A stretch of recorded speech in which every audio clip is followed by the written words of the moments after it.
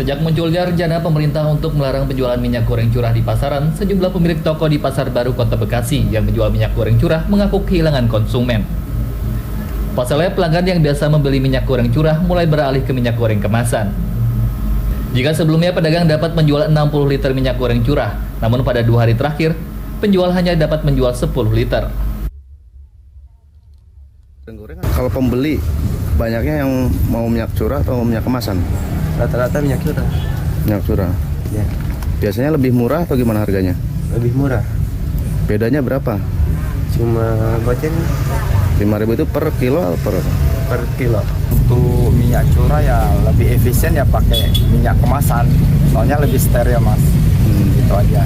Selama ini harganya gimana sih minyak curah dan minyak kemasan? Untuk harga ya mungkin kurang lebih lah, hampir nggak beda jauh sih. Meski minyak goreng curah harganya lebih murah dibanding minyak goreng kemasan, namun masyarakat lebih memilih minyak goreng kemasan yang dinilai lebih terjamin kualitasnya dan lebih higienis. Sementara itu, aktivitas pengisian drum dan jerigen di sebuah agen minyak goreng curah di kawasan Matraman, Jakarta Pusat masih terlihat normal Kamis pagi. Rencananya, pelarangan jual beli minyak goreng curah menuai kekecewaan dari pemilik agen. Karena jika benar, tempat usaha mereka terancam gulung tikar. Mereka berharap agar pemerintah dapat mengkaji ulang rencana tersebut. Ya memang sih merasa keberatan, karena konsumen juga semuanya juga pada keberatan. Intisarinya begitu aja. Nah nanti kalau memang benar jadi peredaran minyak curah ini ditarik nih Pak, ini minyak ini Bapak akan beralih kemana nih Pak? Ya pasti beralih ke kemasan. Setiap 1 minggunya, agen mendapatkan pasokan sebanyak 4 hingga 50 ton minyak goreng curah dari pihak distributor. Jumlah tersebut bahkan belum mampu mencukupi tingginya permintaan pasar. Artinya, masyarakat masih membutuhkan minyak goreng curah karena harganya yang terjangkau. Rahmat Louis Majid, Muhammad Ridwan, JAK TV. Ya, kembali lagi di Newsroom pemirsa, dan untuk dialog hari ini kami akan membahas larangan minyak goreng curah ditarik. Dan untuk membahasnya sudah bergabung di studio Pak Edison Bolsianipar, Wakil Ketua Umum Bidang Perdagangan. Selamat siang Pak. Selamat siang. Dan juga Pak Rizal Taufikur Rahman, Ekonom Indef. Selamat siang Pak, dan terima kasih bisa bergabung bersama kami. Saya ke Pak Edison terlebih dahulu ya.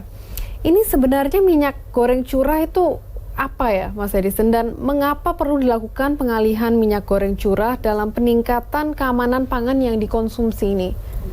Baik, terima kasih Bu. Jadi tujuan pemerintah itu sebetulnya baik, supaya merubah masyarakat bisa mengkonsumsi minyak yang sehat dan juga bisa dikontrol sesuai dengan ketentuan apakah sudah expired atau tidak. Jadi kita berpikir bahwa memang ini niat pemerintah itu adalah tujuannya baik, supaya tidak terjadi di sana bahwa masyarakat sendiri membeli minyak-minyak yang kadaluarsa atau tidak layak pakai. Ya.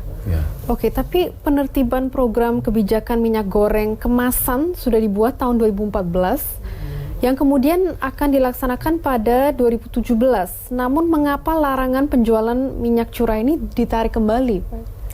Sebetulnya saya tidak pas untuk menjawab kalau itu, karena pemerintah yang menentukan untuk menunda atau melaksanakannya. Kalau kami bisa menjelaskan ini dari sisi pengusaha saja, gitu. Kalau pengusaha sebetulnya atau yang menjual ini, untungnya sembako itu kecil, paling kurang lebih 15% saja. Jadi kalau dia menjual minyak curah ataupun kemasan, sebetulnya relatif sama di untungnya.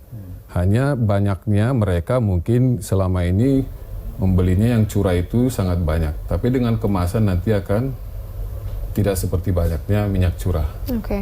Oke, Mas Rizal mungkin bisa ditanggapi? Iya, jadi kalau kita lihat dari Permendag ya, nomor 80 tahun 2014, di mana kalau kita dalami bahwa terbitnya larangan minyak curah di pasaran, syarat dengan perlindungan konsumen gitu. Ya tentu ini bagus gitu ya, bahwa konsumen akan diproteksi ya kesehatannya. Jadi supaya dari faktor kesehatan juga ya. Untuk mengkonsumsi minyak yang higienis. Nah, tetapi yang harus kita lihat juga tidak hanya dari aspek konsumen, perlu harus dilihat dari aspek channeling ya, dari produsen sampai ke konsumen itu. Banyak pelaku-pelaku usaha di situ yang notabene level UKM, dan itu bisa menjadi terkena dampak gitu ya, korban dari larangan minyak curah ini. Oleh karena itu tentu antisipasi dari diberlakukannya Permendag ini harus sedini mungkin gitu. Meskipun di Permendag itu ada proses sosialisasi, ada kemudian proses pemberian penjelasan gitu, bagaimana pentingnya menggunakan minyak yang sehat. Apalagi ada beberapa kasus disinyalir minyak curah itu merupakan recycle dari minyak yang sudah dipakai gitu.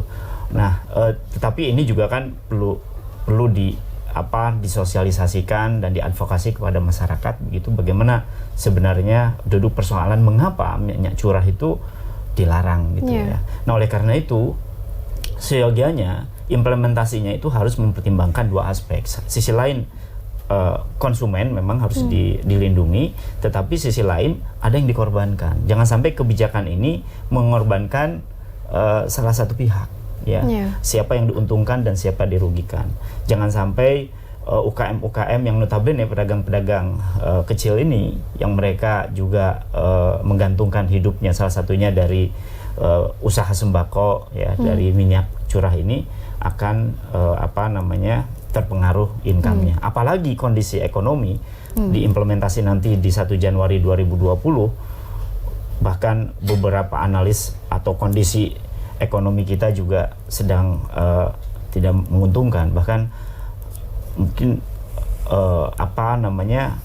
ekonomi kita akan mengantisipasi krisis begitu. Nah, ini jangan sampai beban itu menjadi bertambah gitu ya bagi para pedagang-pedagang ini. Padahal kita tahu justru katakanlah kondisi ekonomi kita yang sedang tidak menguntungkan atau juga tidak baik begitu kondisinya. Yang paling kuat itu adalah mereka-mereka ini gitu.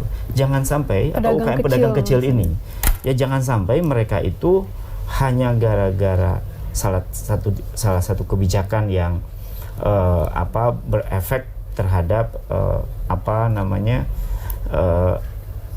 kesejahteraan mereka, ya, bahkan mereka sebenarnya lebih kuat tadi ya dengan efek atau dampak dari kondisi ekonomi kita yang sedang tidak menguntungkan ini gitu. Oke, Pak Rizal, kami akan lanjutkan dialog ini setelah jeda yang satu ini. Pemirsa, tetaplah di Newsroom.